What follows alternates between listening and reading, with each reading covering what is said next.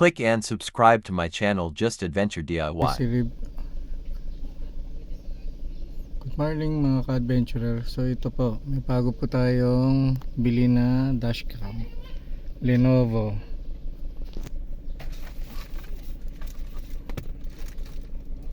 Full screen. Ito po, bagong Lenovo. So yan. So ito na po siya, naikabit na po natin. So may rear view siya. Yan. So pwede ma-view yung rear, pwede rin yung front, dalawa. Tapos pwede rin front lang. Ayan, so maliwanag siya. Ayan guys, pwedeng rear lang, pwedeng may maliit na screen, yung rear, front, pwede din purely rear lang.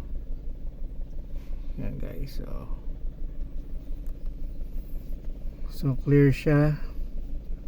Tingnan naman natin yung kanyang playback. So Lenovo, cancel lang natin. So yan guys, maliwanag siya.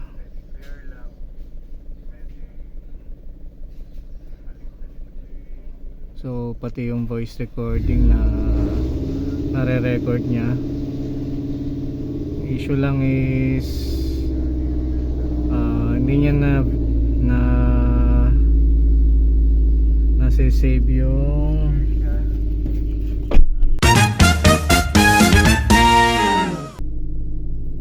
so settings, pwede kang mag-set ng photograph. Ayan,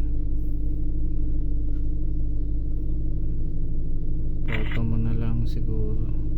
Pwedeng photo yung kasama yung rear, rear lang. Yan, photo.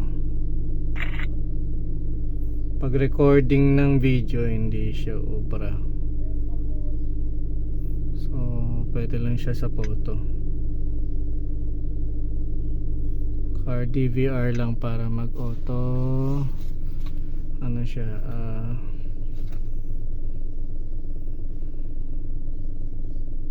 yan, para siya mag-record. So yan, so ma-adjust mo rin yung kanyang, madidim mo siya or mababright. Yan. So sa settings naman, pwede mong i-set yung mga volume, yan, photo quality, ilan. Then may G sensor rin siya, pwede mo high, parking, auto screen kung gusto mong i-off yung auto screen. So i-off natin, try natin i-off. Yan. So yan, so yan yung rear. So papakita ko lang yung camera natin sa rear. Ayan, so ito naman yung sa front. Yan, i-release mo lang ng konti, kakabit mo siya ng ganyan. So yan. Then sa rear naman, ito siya yung camera niya. So maganda rin yung kanyang camera sa rear.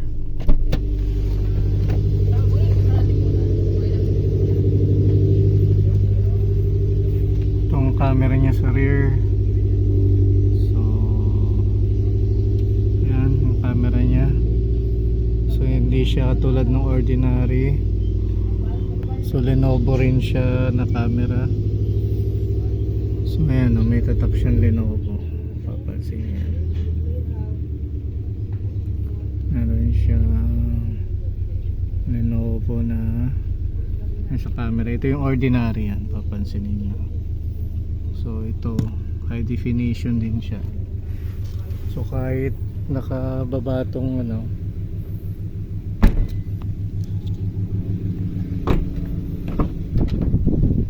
kahit nakababa yung kanyang bintana, ayan, Kita nyo guys, ayan. Kita mo pa rin kung ayaw mo siyang gamitin yung camera. Pero kung gusto mo, yan, i-on mo lang siya. So maliwanag siya guys, ayan o. Nagsha-shadow lang eh. So kita mo naman siya. So pwedeng half. Ayan. Rear tsaka front camera, kita na siya, ayan. So pwede ring may maliit na camera. Kita mo yung rear. Yan, kita mo yung rear, kita mo yung front. Maliit lang yung front, pero kita mo yung rear. So depende sa gusto mo. So marami siyang function. Touchscreen na rin siya guys. So Best Buy siya. Sa halagang 2,000 plus. Pero nakuha ko siyang discounted dahil sa sale. So pwede na rin siyang, yan, okay na yan guys. Ano po mga adventurers, so i-install natin yung back reverse camera para mag-reflect dun sa dashcam natin. So yung red na wire, ayan, yung red na wire na yan, so i-connect natin dito sa kulay puti na ilaw. Ayan, so kulay puti. So yan yung reverse light. So yun, kinonect na natin siya dito sa wiring. So sa red and red. So yung wire na yan, so pinasok natin siya dito para nakatago. So yun guys, ganyan lang siya para gumana yung reverse light. Then testingin natin para makita nyo.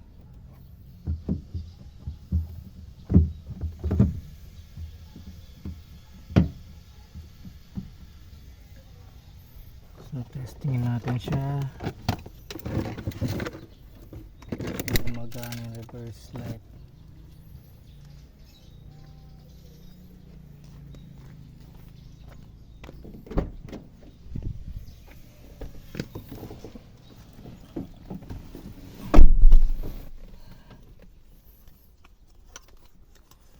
So ito na yung dashcam guys, yan. Makita nyo nagagana siya, connect siya doon sa ilaw sa likod. So yan, nag-on na siya, yan, di ba? Kita nyo. So yan guys, tingnan nyo, gumagana na natin reverse.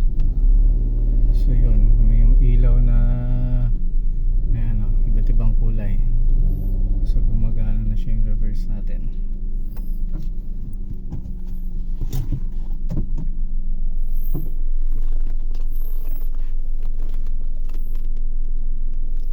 So ayun guys, sinapagana natin.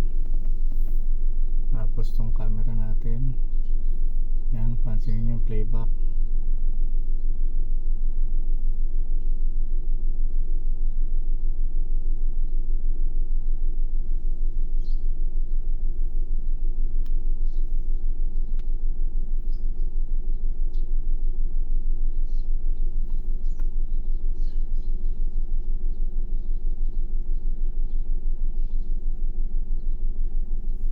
So ayan guys, maganda yung playback niya.